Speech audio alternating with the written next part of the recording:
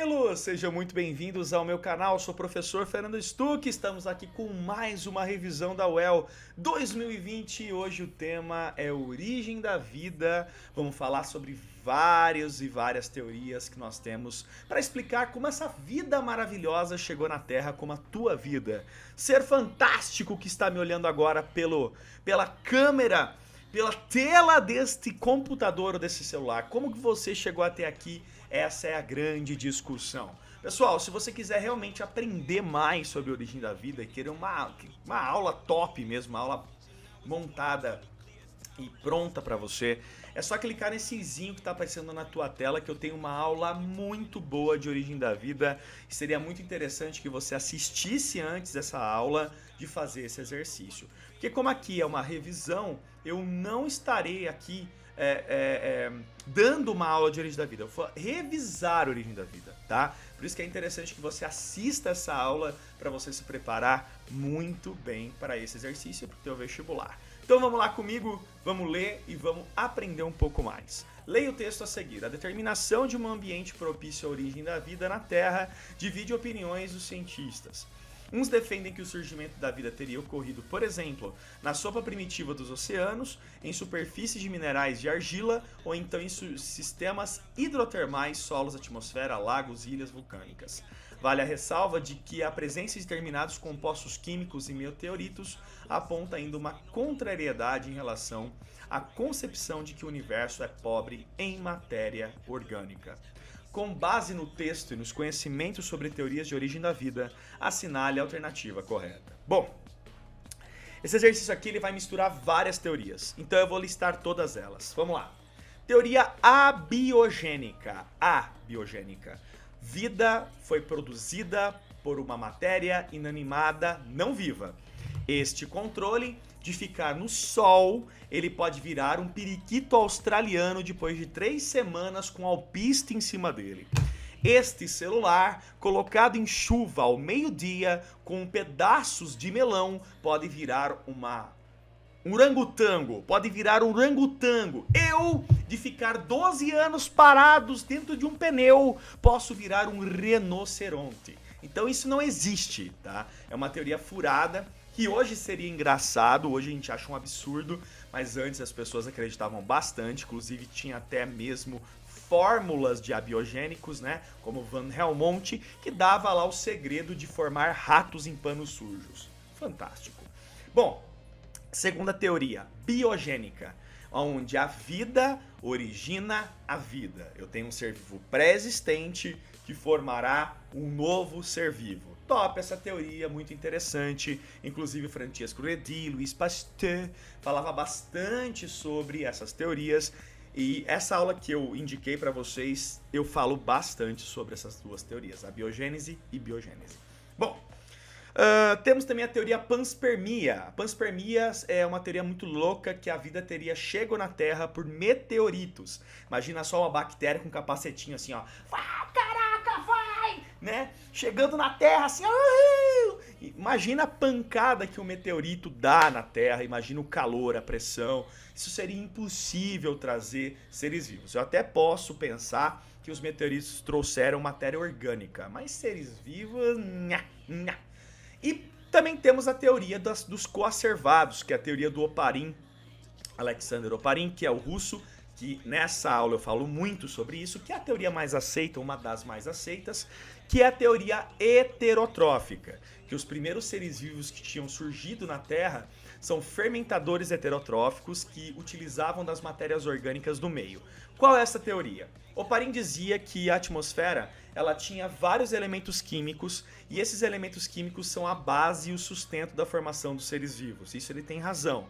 Bom, esses elementos químicos com as radiações, chuvas, calor, poças, né, de água salgada que formaram grandes lagos e oceanos, isso tudo virou um grande meio químico de ligações, formando elementos químicos orgânicos, como os aminoácidos.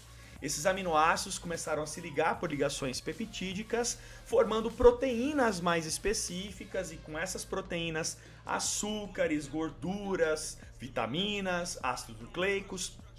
virando uma grande sopa orgânica chamada de coacervados. Não é um ser vivo, é uma sopa orgânica. E dentro dessa sopa orgânica formou a primeira linha de vida, que foram bactérias heterotróficas, e que depois dessas bactérias heterotróficas surgiram seres mais complexos, produtores de oxigênio, e aí começou a ter os aeróbicos, camada de ozônio, e a vida foi se estabelecendo. Essa é a teoria mais aceita hoje, tudo bem? E por último, a teoria autotrófica, que os primeiros seres vivos que surgiram na Terra eram quimiosintetizantes ou fotossintetizantes e que produziam o seu próprio alimento e com isso oxigenaram o planeta, formaram a camada de ozônio e com isso os seres foram se multiplicando, crescendo, os heterotróficos, autotróficos e assim por diante.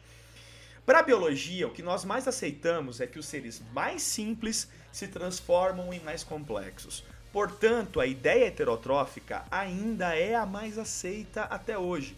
Embora os cientistas tenham descoberto bactérias que vivem no fundo de oceanos quimiosintetizando, ou seja, o que é uma quimiossíntese? É a transformação de elemento inorgânico em orgânico através de reações químicas e oxidações.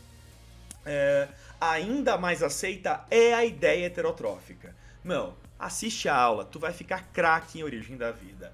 Vamos agora ler comigo? Antes de eu dar a resposta, não esqueça de pausar o vídeo e ver se vai bater o gabarito, beleza? Cuidado, essa questão é capciosa, é do capiroto, cuidado! Vamos lá! A teoria da geração espontânea, ou biogênese, por considerar a multiplicidade de formas de vida existentes, defende a concepção atualmente aceita, segundo o qual os seres vivos podem surgir por mecanismos que não sejam através de reprodução. Galera, essa teoria é abiogênica. Este celular vai virar um orangotango.